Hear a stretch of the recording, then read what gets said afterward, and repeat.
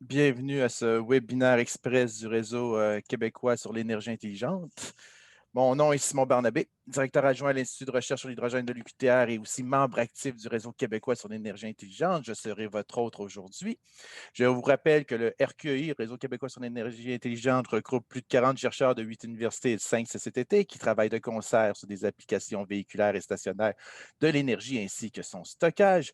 Tout cela dans le but d'aider le Québec dans sa transition énergétique et sa décarbonisation.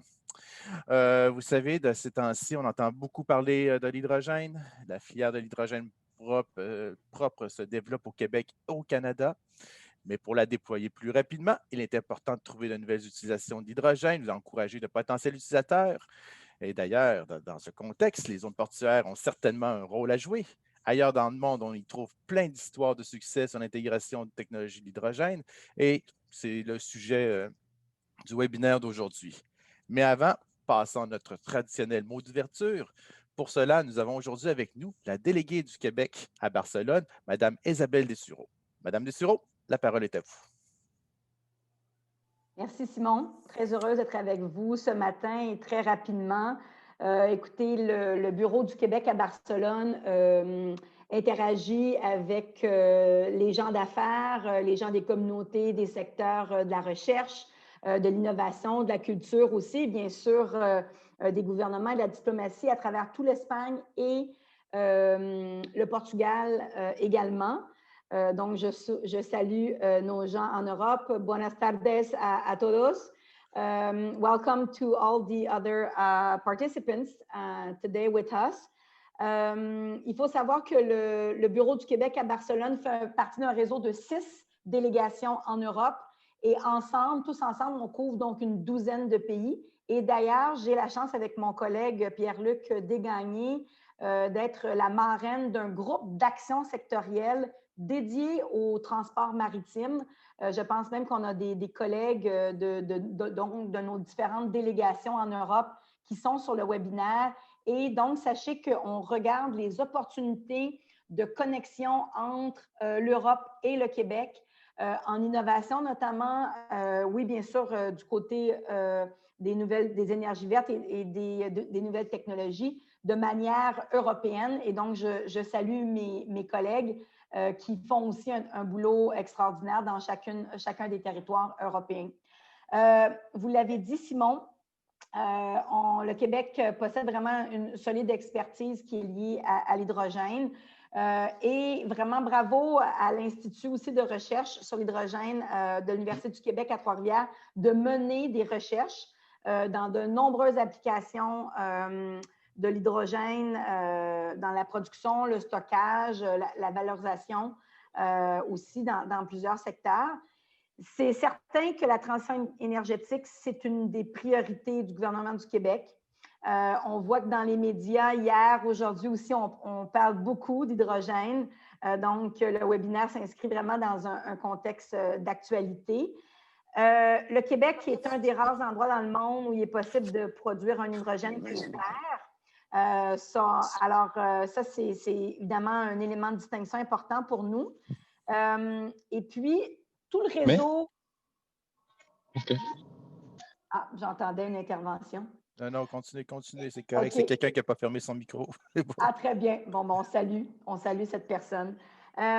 Donc, avec le réseau québécois sur l'énergie intelligente, il y a 9 universités. Je ne sais pas si les gens qui sont sur le webinaire le savent, mais 9 universités, 5 cégeps, plusieurs partenaires industriels aussi qui contribuent au renforcement et à l'accélération de cette transition énergétique tant souhaitée au Québec.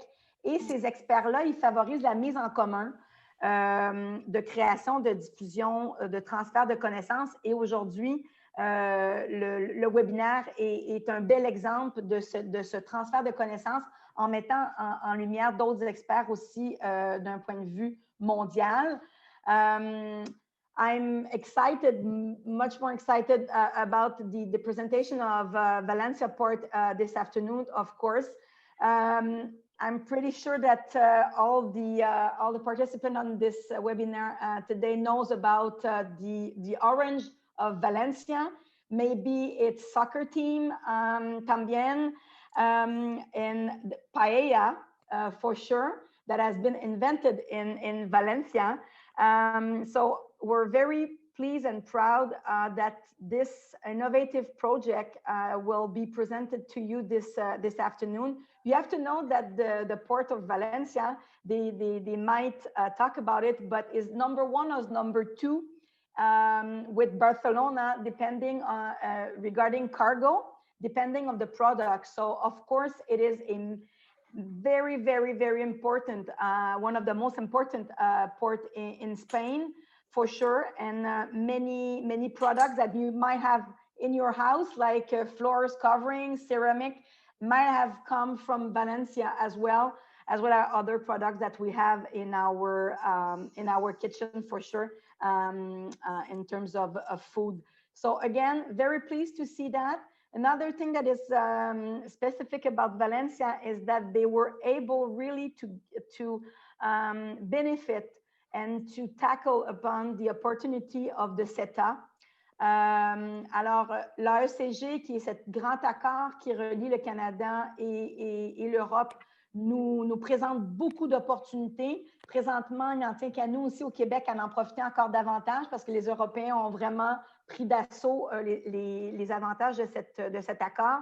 Mais sachez tantôt, donc l'intervenant de Valencia s'est positionné très, très favorablement dans le cadre de cet accord. Alors voilà, sans plus tarder, passons aux présentations principales de ce webinaire. Et joyeuses fêtes à l'avance à tous les participants. Je pense qu'on a eu tous une très, très grande année et c'est le temps de recharger nos batteries, d'aller chercher d'autres énergies durant les fêtes. C'est beau. Merci beaucoup, Mme Dessureau, pour ces bons mots.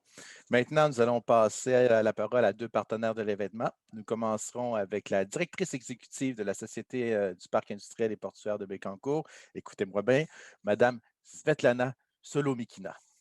Svetlana, la parole est à toi. Merci beaucoup, Simon. Merci, Madame la déléguée du Québec à Barcelone. Bonjour, chers invités, chers collègues, chers participants. La Société du parc industriel et portuaire de Bécancour est très, très heureuse d'être partenaire dans l'organisation de ce beau webinaire. L'intégration des technologies de l'hydrogène dans les zones industrielles et portuaires est un sujet qui intéresse de plus en plus les gestionnaires du parc à Bécancour et je voudrais vous expliquer brièvement pourquoi.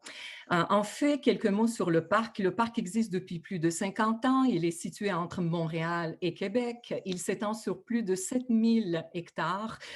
Il relève du ministre de l'Économie et de l'Innovation, M. Pierre Fitzgibbon. Il est occupé par des entreprises internationales de grande envergure, dont la plupart appartiennent à l'industrie lourde. Le port en eau profonde est une composante stratégique du parc. Il est ouvert à l'année longue. Ces installations portuaires ont été conçues pour répondre aux besoins spécifiques de l'industrie lourde. Vous savez, plus de 160 navires provenant d'une dizaine de pays viennent accoster à chaque année à Bécancour. Le parc est un partenaire idéal, bien évidemment, pour le développement et l'expérimentation de nouvelles pratiques durables et il a tout intérêt, certainement, à adopter des technologies capables de réduire les émissions de GES. Le parc est ainsi appelé à jouer un rôle de leader dans le développement de la filière de l'hydrogène, non seulement auprès des entreprises de Bécancour, mais vous savez, de plus en plus à l'échelle du Québec et du monde entier. Le parc dispose de bons atouts pour y arriver. La présence dominante de l'industrie lourde, comme je l'avais mentionné tout à l'heure, en fait un laboratoire sublime, idéal pour l'expérimentation et la recherche de solutions d'avenir. Le parc de Bécancour, d'ailleurs, collabore déjà avec l'Institut de recherche sur l'hydrogène de l'Université à Trois-Rivières et c'est une collaboration qu'on apprécie beaucoup. L'abondance au Québec de l'énergie hydroélectrique propre, vous le savez, constitue aussi un avantage de taille, de même que la présence des grands joueurs du monde de l'énergie, notamment Hydro-Québec, Énergir et bien sûr Air Liquide. La production d'hydrogène est déjà une réalité dans le parc à Bécancour puisque Air Liquide y exploite des installations depuis plus de 30 ans. Donc, ce n'est pas une nouveauté. Par contre, l'entreprise a récemment mis en opération le plus grand électrolyseur au monde du type PEM pour la production d'hydrogène. La toute première stratégie québécoise, Madame la déléguée du Québec à Barcelone l'a mentionné tout à l'heure, donc sera présentée prochainement en 2021 et le gouvernement du Québec souhaite que le Québec soit reconnu dans le monde pour son hydrogène vert, comme il est déjà pour son électricité propre. En terminant, je suis persuadée, chers collègues, chers invités, que le parc industriel et portuaire de Bécancour est appelé à jouer un rôle de premier plan dans l'utilisation de l'hydrogène vert dans les prochaines années. C'est donc avec beaucoup d'intérêt que moi et mes collègues, on va suivre les échanges au cours de ce webinaire.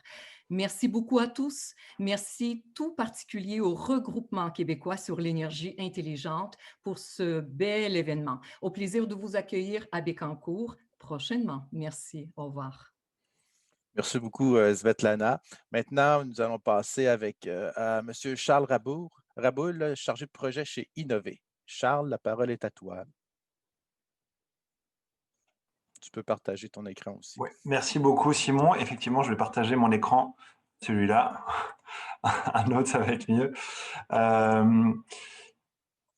Et voici, on démarre. Donc, bonjour à tout le monde. Donc, je m'appelle Charles Raboul. Je suis conseiller innovation et mobilité durable chez Innover. Je remercie le RQEI pour l'organisation de ce magnifique événement qui est effectivement de grand intérêt pour Innover. En quelques mots, en fait, Innover, on est un RSRI, c'est-à-dire un regroupement sectoriel de recherche industrielle. En fait, notre mandat à nous, c'est de soutenir la compétitivité par l'innovation du milieu de l'énergie électrique et de la mobilité. Donc, tout ce qui est lié à la production, distribution, stockage d'énergie, et puis tout ce qui est lié à la mobilité durable, dans lequel s'inscrit évidemment l'hydrogène dans ces deux volets-là. Ce qu'on fait, en fait, on soutient la recherche collaborative, donc des projets de recherche entre des acteurs privés, des industriels, et des acteurs académiques, donc des chercheurs. Et ce qu'on fait, on accompagne le projet, on permet au montage de ces projets par du maillage et autres activités pour s'assurer que les projets puissent correspondre aux attentes des différents ministères et en particulier des programmes de financement du MEI qu'on porte. Donc, c'est-à-dire que les projets qu'on va accompagner, on va pouvoir aller les financer. Dans l'accompagnement qu'on fait, on a aussi développé des communautés d'intérêt et en particulier la communauté d'intérêt hydrogène qu'on est en train de démarrer aujourd'hui. Notre objectif, c'est de mobiliser l'industrie de l'hydrogène, les acteurs en présence, mais aussi d'aller intéresser et informer ceux qui seraient les potentiels acteurs de demain, les potentiels milieux preneurs ou les industries qui ne sont pas encore dans le milieu de l'hydrogène mais qui pourraient tout à fait s'y intéresser. Dans ce cadre-là, en fait, on organise les rendez-vous de l'hydrogène en collaboration avec l'Institut de recherche sur l'hydrogène, de Trois-Rivières. Et notre objectif, un petit peu comme l'a mentionné Simon, c'est justement de faire décoller la filière, faire en sorte qu'au Québec, on arrive justement à structurer cette filière-là et qu'on puisse sortir des projets de recherche et ce qui nous permettra de décarboner l'industrie à terme. Donc voilà l'effort que fournit Innover avec ses partenaires. Et puis à nouveau, je vous remercie pour cet événement qui m'a l'air très intéressant. Merci à vous. Merci beaucoup, Charles. Maintenant, permettez-moi d'introduire nos deux conférences.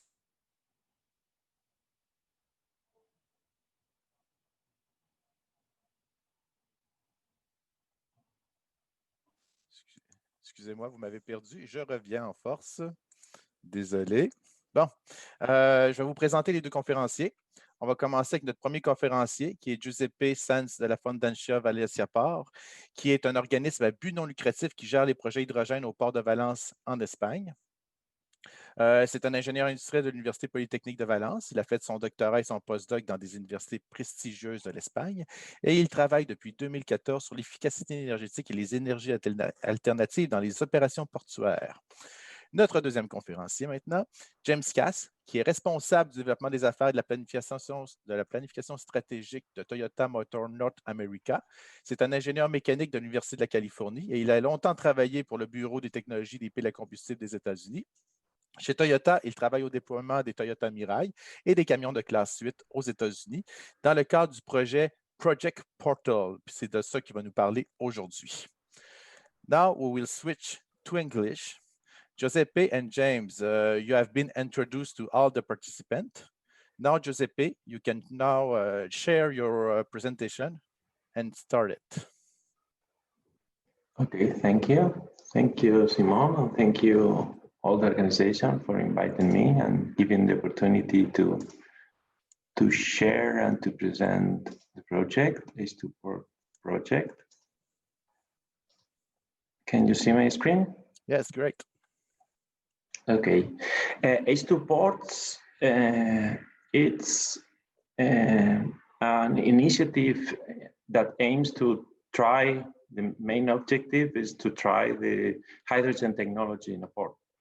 So the impacts that we expect from technology, this test, you can divide them in two types of impacts. Some of them related to the technology itself, such as the test of and the introduction of fuel cell ports and the validation. And the project aims for the industrial partners even to reach the level of development that allows them to introduce the products in their catalog. And the project will also deal with some cross-cutting issues, which are really important, such as safety, acceptance, feature adopted, and so on. With this slide, I would like to just really briefly highlight the interest of hydrogen imports, the future of hydrogen imports, and why also ports can play a huge role in hydrogen technology development. You can see that there are a lot of opportunities for hydrogen technology at ports. Ports have heavy consumers, large consumers with captive fleets, such as the terminal machinery of vessels or trucks visiting the port, or trains, even trains. And you can easy the logistics of the supply for all those applications. So that is a nice starting point for hydrogen technology. Some ports also have like really big hydrogen consumers, some industrial ports. And also there are some plans of installation of renewable energy in ports, such as the plans of the Port of Valencia, which aims to install several megawatts of renewable energy in the following years. And in that scenario, also hydrogen makes a lot of sense. And finally, ports are normally really close to cities, so they can be the initial push for hydrogen technology to even be adopted in the cities. So with that in mind, we started with Ace2Ports, and the Port of Valencia, you can see a picture. The main traffic that we have are containers. We have 3 big container terminals, and for that reason, it made a lot of sense to start with hydrogen technology, using it in terminal equipment. In the projects, 2 different types of equipment will be tested: the reach stacker for a container terminal, and the Port of Valencia also have an important roll-on, roll-off cargo. And we have a very important terminal, and the other pilot will be tested in that terminal, terminal tractor. Since both terminals are not close and the equipment cannot exit the terminal, we also had to develop mobile solutions for the refueling. So the project also includes the mobile hydrogen refueling station. We are going to see some details about each of the pilots in the next slides. Very important is to have a good consortium, and I think we have a great one, in which we have all types of key players for such projects, such as the president of public authorities or research institutions, industry, and we have important players such as Hyster-Yale, Ballard, or Enagas. And very important is to have the involvement of end users of the hydrogen. companies that believe in the future of hydrogen and would like to try the technology in real operation in this case. So we are very lucky to have in the projects MSCTV and Grimaldi Group, which both think the technology is a good solution.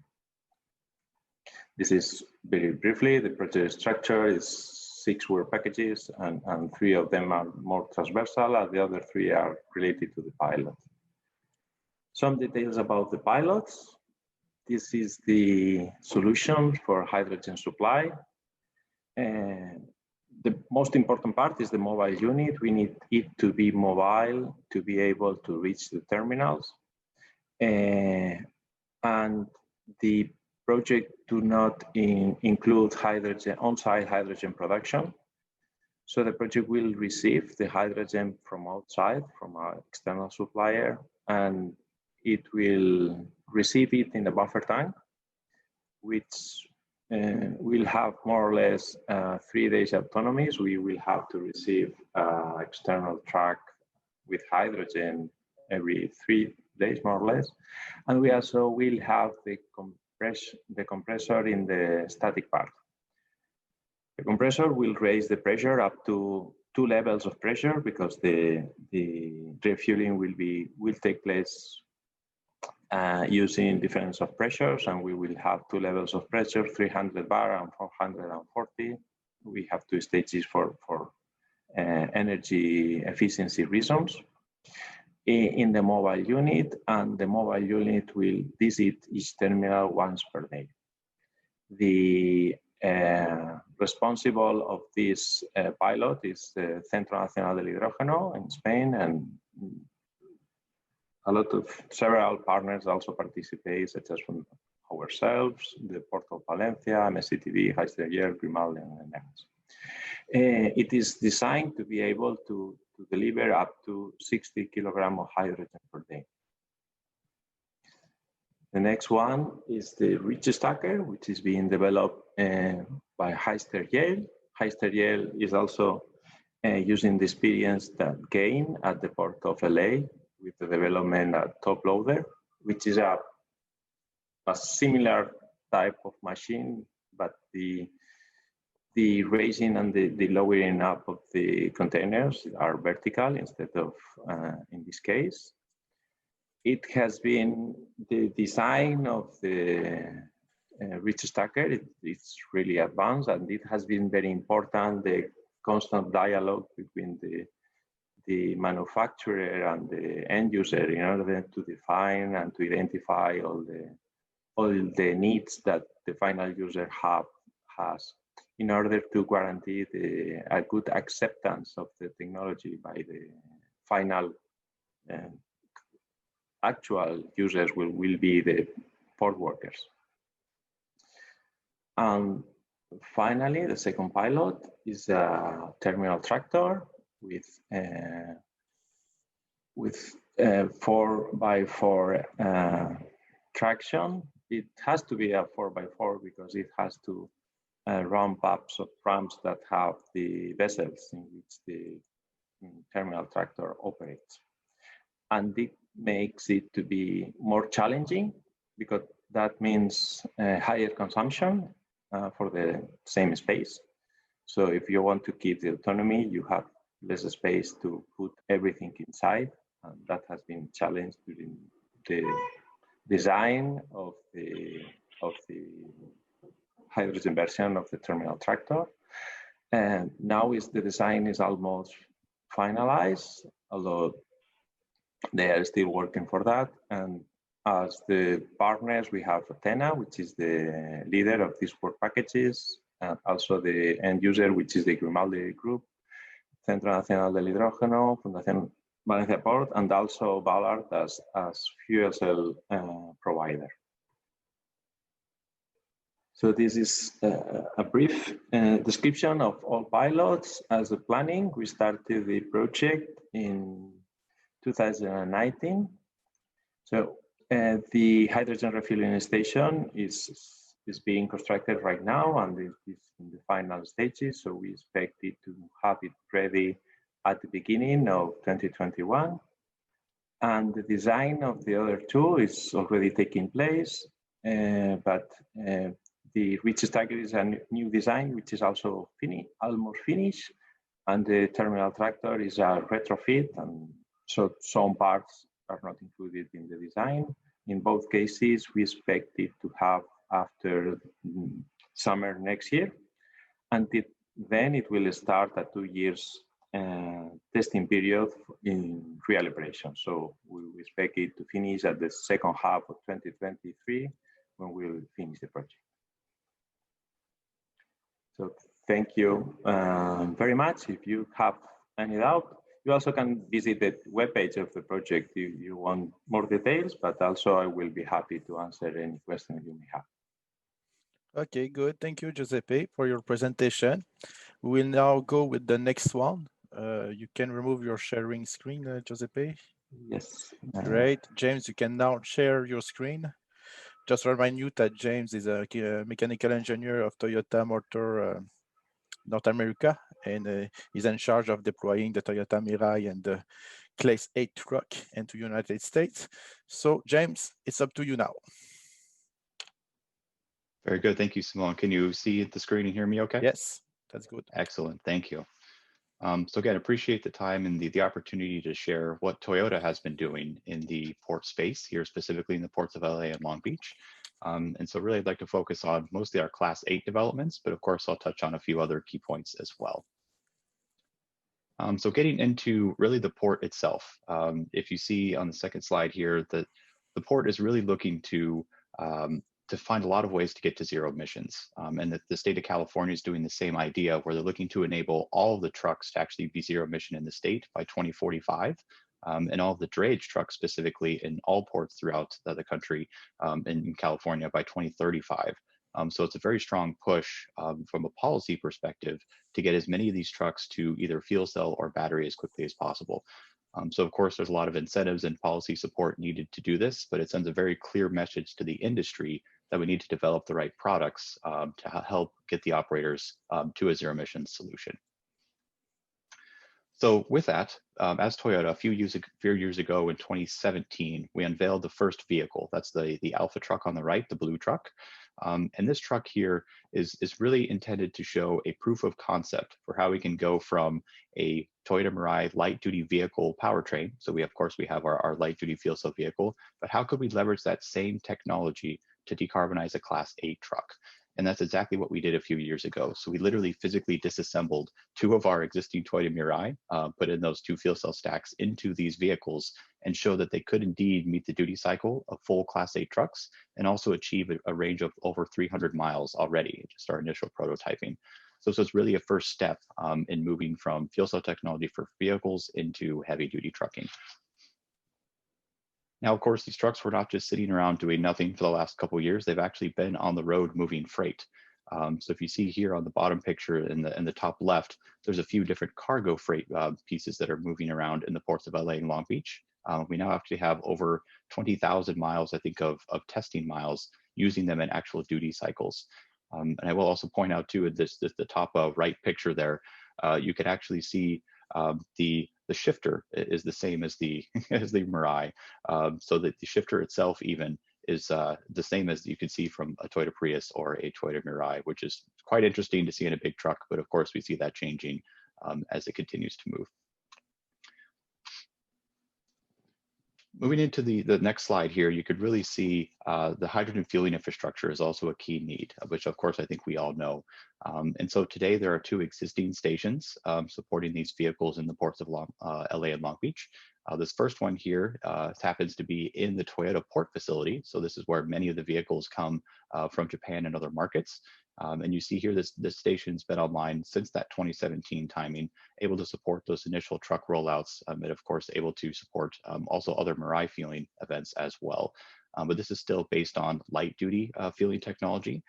So of course, we want to see this continue to grow into heavy duty fueling technology, which I'll get to in just a second here.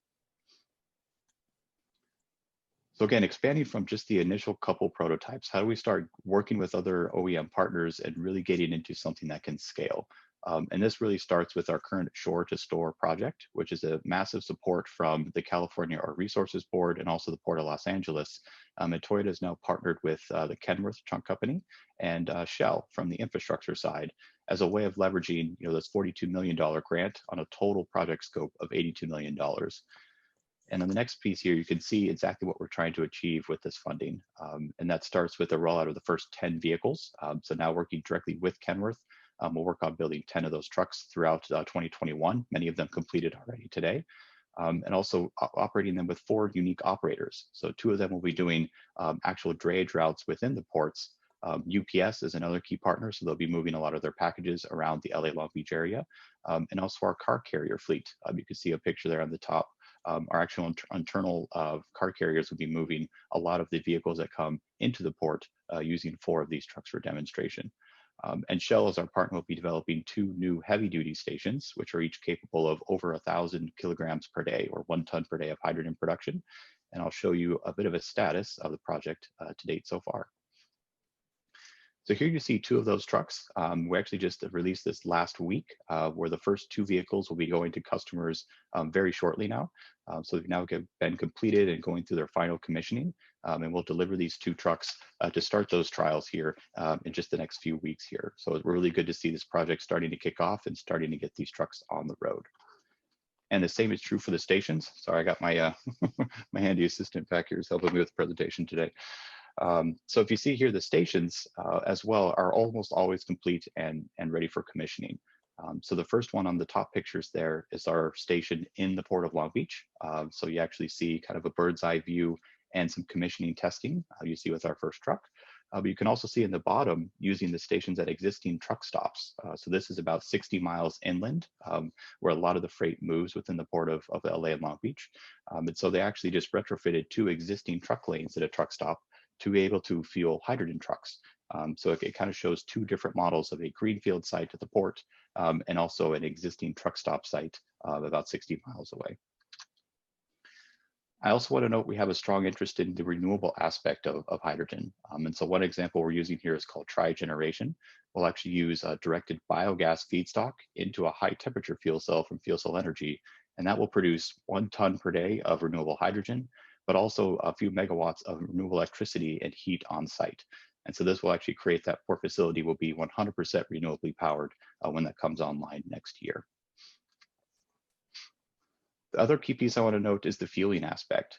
So of course, we know light duty vehicles have a standard where they can all be connected to all stations support all vehicles, and all vehicles can go to any station.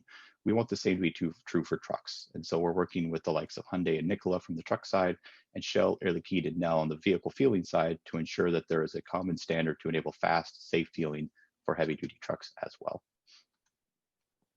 My last couple of slides here just highlight the fact that we're using that same core fuel cell technology for a lot more than just vehicles and trucks, but anything from marine, buses, stationary, even the yard truck there in the bottom right is actually a pilot we've done at the port as well, where they can move a lot of their containers within the port, not just the on-road trucks. So in this sense, trying to proliferate the technology into much more than just a single application, but as many as we possibly can to decarbonize. Just these last 2 slides are a couple recent announcements. So you can actually see that the picture behind me as well is a Hino truck. So a few weeks ago, there was an announcement that we're now developing not only trucks with Kenworth, but also trucks with Hino. So we will have a few different main OEMs in the US and other global markets where we're able to develop powertrain technology for FC and bring them into existing OEM frameworks that exist today. And the most recent announcement here on my last slide is our next generation of the technology. So of course, we're releasing the next generation Mirai here in the States, actually starting this month. But we're not only stopping at the vehicle, we're looking to bring that new and improved fuel cell stack into these trucks. So this is actually our first couple trucks in that next phase of development, utilizing our next generation fuel cell technology. And of course, we're very excited to continue to get closer to that production intent that we know that the industry so desires. So with that, I'll definitely wrap up and appreciate all the time today and welcome any questions that you have. Thank you. Yes, good. Thank you, James. Thank you for showing us some new picture of your new trucks. That was great. Okay, now it is time for the question. We have invited some guests to ask questions. Allow me to introduce them in French. Bon, là, c'est maintenant la période de questions. On a invité des gens du milieu des ports pour poser des questions. Certes, les participants ont certainement des questions. On vous invite à les écrire sur le chat, puis on verra si on les répond durant le webinaire ou plus tard.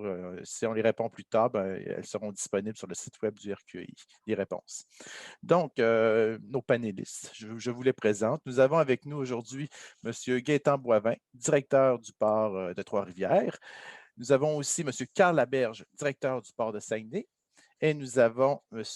François Merchant-Savoie, directeur des opérations portuaires à la Société du parc industriel et portuaire de Bécancour. Merci, monsieur, d'être avec nous aujourd'hui. M. Gagnon du port de Sept-Îles n'a pas pu se présenter, mais nous en avons 3. Nous sommes très contents. Merci d'être avec nous aujourd'hui. Ce que je propose, c'est qu'on commence par 2 questions chacun. Après ça, on regardera le temps qui nous reste si on poursuit avec plus de questions. Now we will switch to English and begin the question with Monsieur Boivin. Monsieur Boivin, do you have any question for our guest, for our speaker? I have many questions. Is the sound good? You can hear me? Oh, yes, that's good. I have, of course, I have many questions, not knowing much about hydrogen, just knowing that we have a research center here in Trois-Rivières. It's already good that I know that. I think my first question would be the development of the network to feed the cells, that would be using in port. Of course, the trucks are our main challenge. There are many trucks coming into ports. I mean, how do we manage to implement the network? Would that be public or private? And my other question, do I give my second question now, Simon? Or we can begin with your first question. So, okay. James, Giuseppe, do you want to intervene? Yeah, happy to start with that. So certainly from our perspective, indeed, you have to have the fueling infrastructure and the support to actually enable the vehicles. Something we learned from the light duty side is you can't build them two separately. You actually need to coordinate with all the key partners. So what we've started to do now for the heavy duty network is to partner, of course, first with Shell, where we'll have 2 of the stations down right by the port. Both of them will be publicly accessible, and another station in the Inland Empire, about 60 miles away, where most of those trucks go. So at least that in itself, we already are talking about 3 stations, all capable of 1 ton per day of hydrogen. So you could support, a few hundred number of trucks technically with this kind of support, even though we don't have that many trucks today. So really, I think it's just a collaboration and a road mapping. And luckily, in the case of heavy-duty trucks, it's much easier to predict the demand of the truck usage to what is needed on the station. So it's an easier collaboration to optimize that network, whereas light-duty, they can drive anywhere. Mm-hmm. It's a retail customer. So it actually is a pretty good way to collaborate with partners to ensure that there's fueling to meet the truck's needs. Mm-hmm. Okay, good. Thank you. Giuseppe, would you want to tell something about that? Yes, I totally agree. At this stage, at least in Europe, here in Spain, at this stage of the development of the technology, you usually have to conceive all the projects taking in a holistic way. You have to not only take a look at the use, but also the production and the distribution. So the best approach is to include in the project both the hydrogen refueling station and the use of the hydrogen refueling station, because at this point, the numbers do not, this is not financially attractive. So in order to make it financially attractive, it needs some support from the authorities, and also to have clear from the beginning who is going to be the user of this hydrogen that you are going to produce. Okay, good, thanks.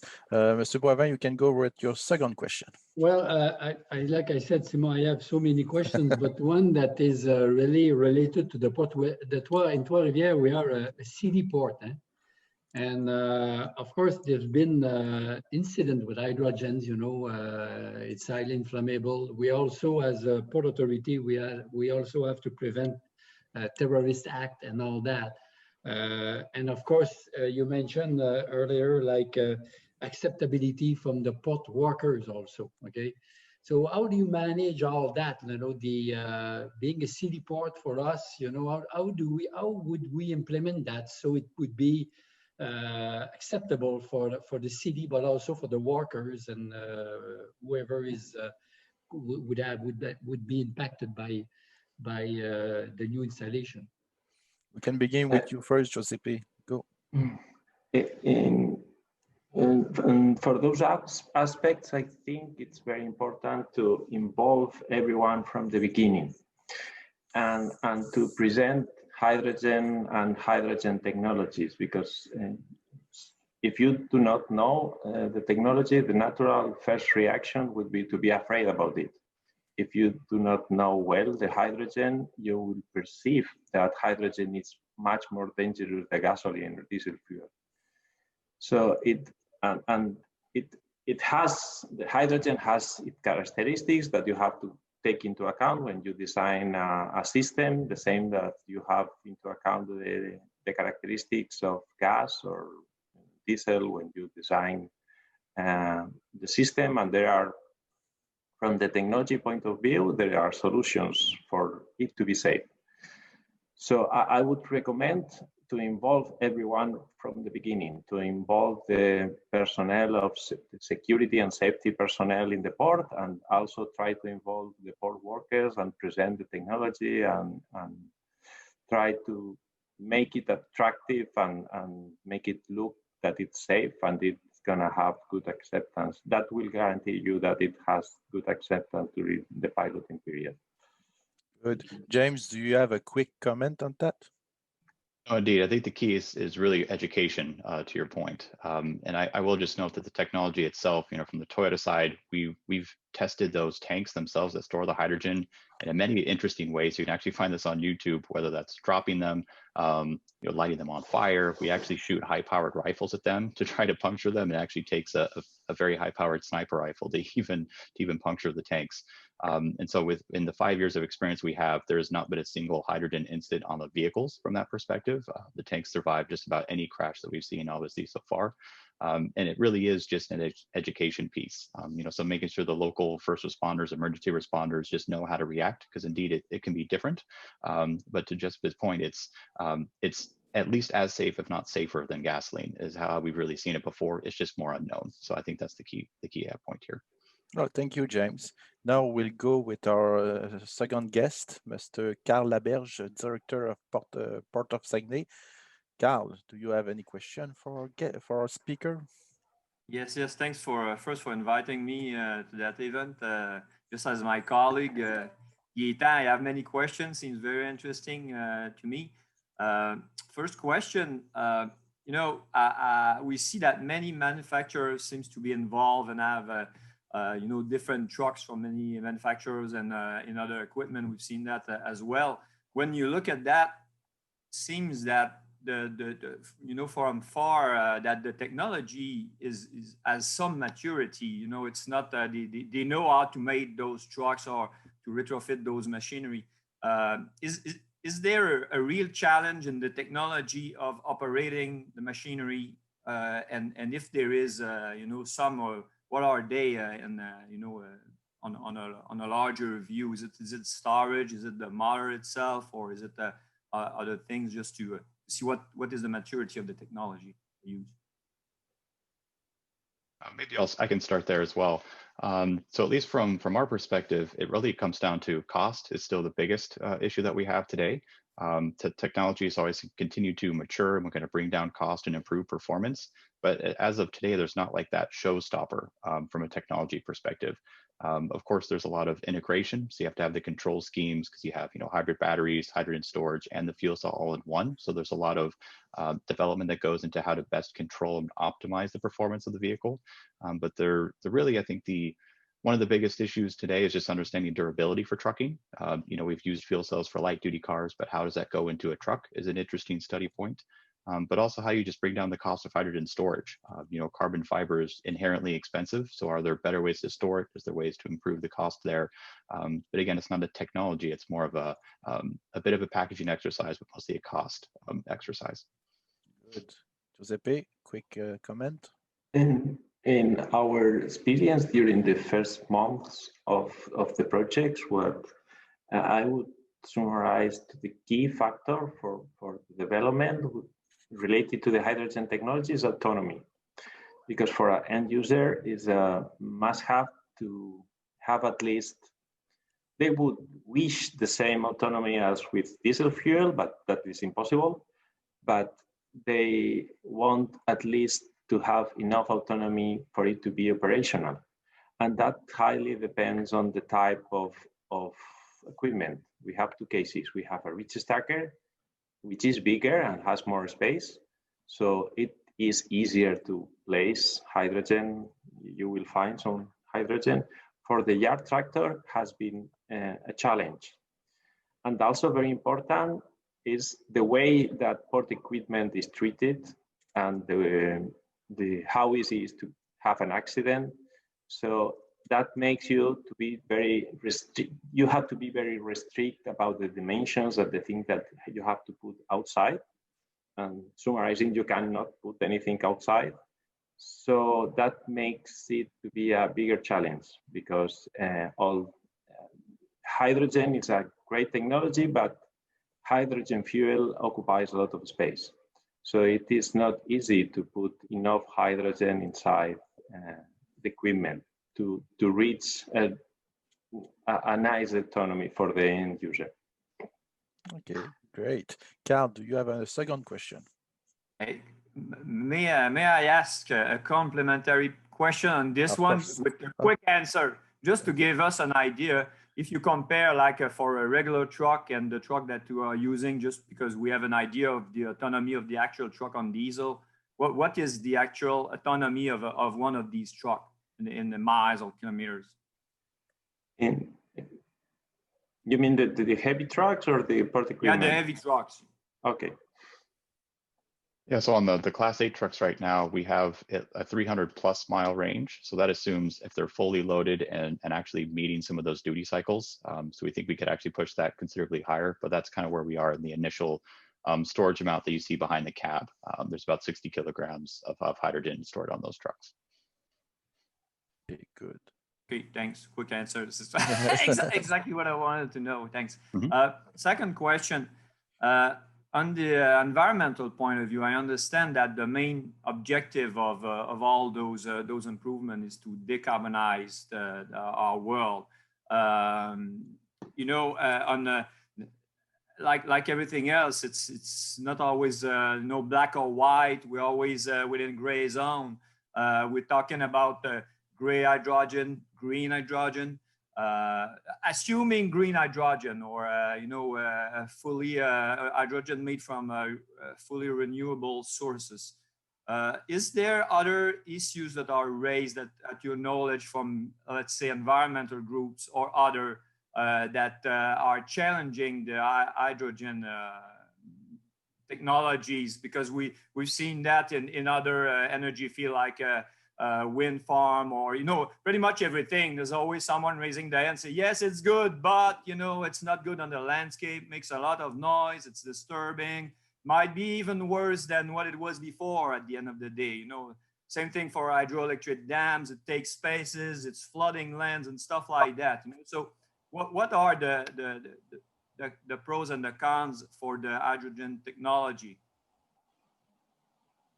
On the environmental point of view, do you have any issue raised, or it's just perfect when it's made with renewable?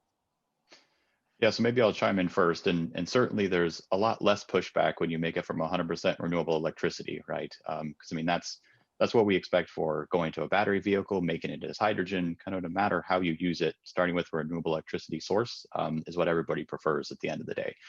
I think we just have to know that there's also other ways that could be just as renewable, if not more. For example, like biogas type resources that actually have a negative carbon footprint because you're keeping methane and other emissions from actually going into the atmosphere. So there's a lot of interesting pathways that hydrogen has, whether you just use steam reforming or other unique methods to be considered for sure as well. But to your point earlier, there definitely is pushback, using fossil hydrogen, using that fossil natural gas to hydrogen. There is a lot of pushback from a lot of the environmental government organizations, but we just have to keep showing that even using that feedstock, it still produces less CO2 than if you were to just use a diesel or gasoline vehicle. And there's a lot of modeling done by specifically, the United States National Labs have done a lot of work on this kind of whole carbon footprint and life cycle. And I think just kind of continuing to note that message and that it is a pathway, and you can't start from 100% renewable today, but of course we all do want to get there in the future is a key metric. Good. Giuseppe, any comments? Or? The only comment, I would assume that the question comes from any issue that can come from the neighborhoods or any type of associations talking to the port. I would, the only issue that I could foresee is that in the end, if you have a massive use of hydrogen in a port, you will have to store a lot of hydrogen. And depending on where you locate that hydrogen, you may have some issues from there. And related to the environmental aspects of the technology, I'm not like a huge expert of the technology, but I think there are some issues still to be worked with related to the materials being used for the fuel cells and the life of the fuel cells. So that's a technology aspect that I'm pretty sure it will be solved in the future. But I do not see issues coming from those aspects. I don't see organization asking for fuel cells that have a longer life. The only issue that I foresee may be related to the storage of hydrogen in the port. Okay, great, good. Now, François Marchand-Savoie, the director of the port operation of Port of Bécancour. François, do you have one or two questions for our guest, for our speaker? Thanks a lot. First of all, I'd like to say I'm really glad to be part of this today. First question would be for Joseph. Foundation Valencia Port is a non-profitable organization. Would you advise us to start a non-profitable organization to drive a hydrogen project? In do you think it would be essential? Sure. I'm very glad of our organization, so I would advise anyone else to have someone similar. Not related, I can explain more a little bit about what our organization is, so and you can decide, and not just related to hydrogen technologies, but to innovation in general.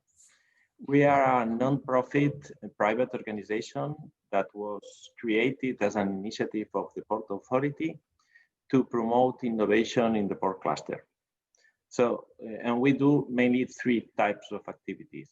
We work on innovation projects, and that work is related to the looking for funding opportunities, creating proposals and trying to win those, and working on the proposals itself.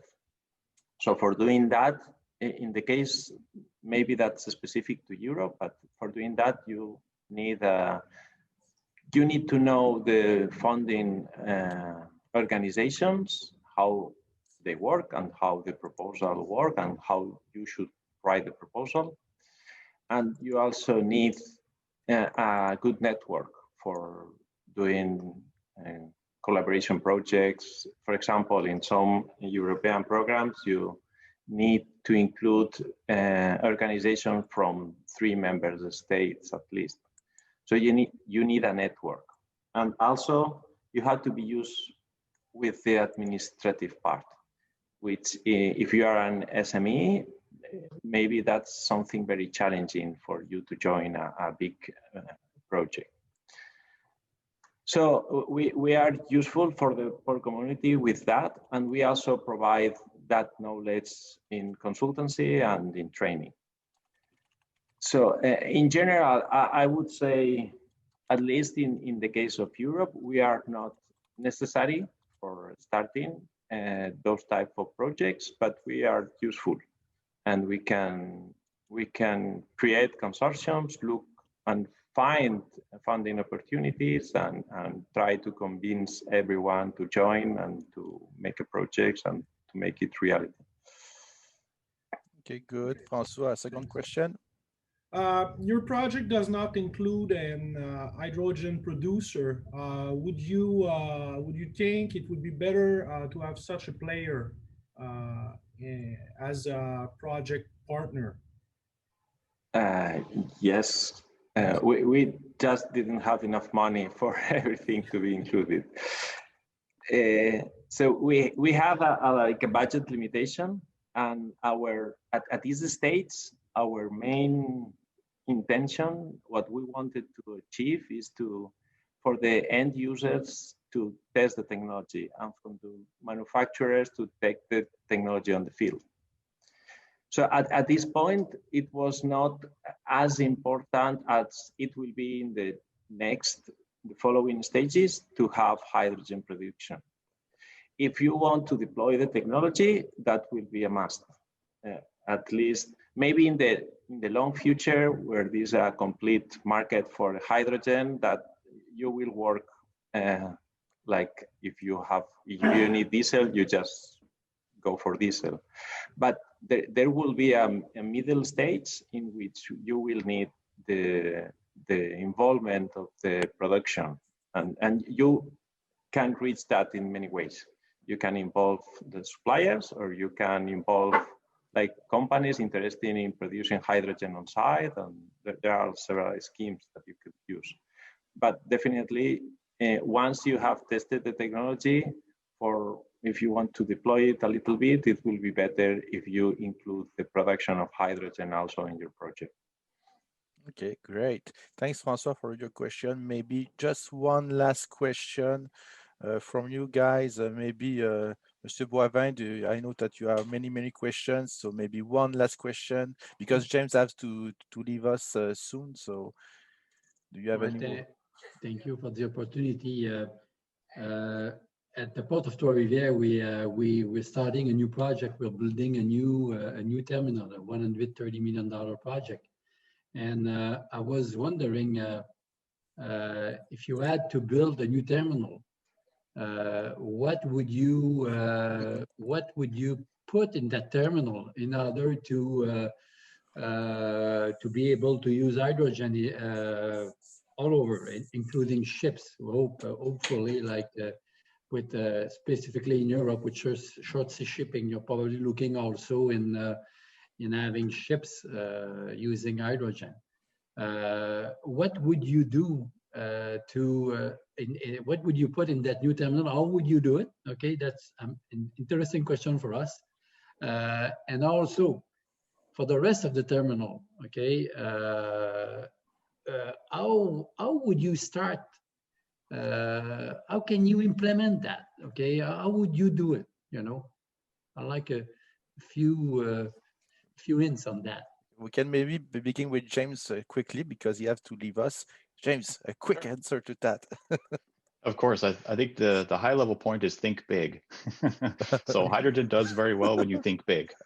Scale is what helps get investment, helps bring down cost. And a big piece of that, I think, is going to be shared infrastructure. So the point here is that you don't necessarily need to build a different station for every single use case. But if you build the core infrastructure, the storage, the compression, everything else that you'll need, you can then leverage all of that to fuel your ships, to fuel the trucks, the yard tractors that are on site. So this desire to have high throughput, large scale, and getting to that low cost hydrogen, as I guess the high level advice that I would give you for sure. But think big. Thank you. Good. If you have to leave us, James, you can now to go to your meeting. It's up to you. No, appreciate that, Simone. Really do appreciate the time, and I'll hang on for just another minute if there's last questions, but I will have to hop up in just a couple of minutes here. So okay, good. Thanks. Giuseppe? Okay, I guess the first thing I would recommend is go for a zero emissions technology. So with that scenario, you just have, right now you have two options. Either you go to electricity, or you go for hydrogen. So I wouldn't dare to recommend you one of either both. You have to do an internal analysis of how is your terminal and which is the best solutions for you. What I would recommend is to consider hydrogen and to test hydrogen technologies in some way, if you can, before you go for the decisions. Because the first, I think, since electricity options are more mature, so that would be the first options in which the terminalists have in mind when they are designing the terminal. And hydrogen technology shouldn't be left off on the design. So I would recommend you to analyze internally which is the best for your terminal in particular, but consider hydrogen. And regarding the future deployment, I completely agree with James. Think big will help you. If you think the price of hydrogen is going to be a key factor. And for that, you are going to need cheap electricity and massive productions. So, and for doing that, you will need large investment if you do not have already. So thinking big is a good way. Okay, thanks, Josepe. Thanks, Mr. Boivin. It was a good question to complete this webinar. So think big. That's the thing that we must think. Great.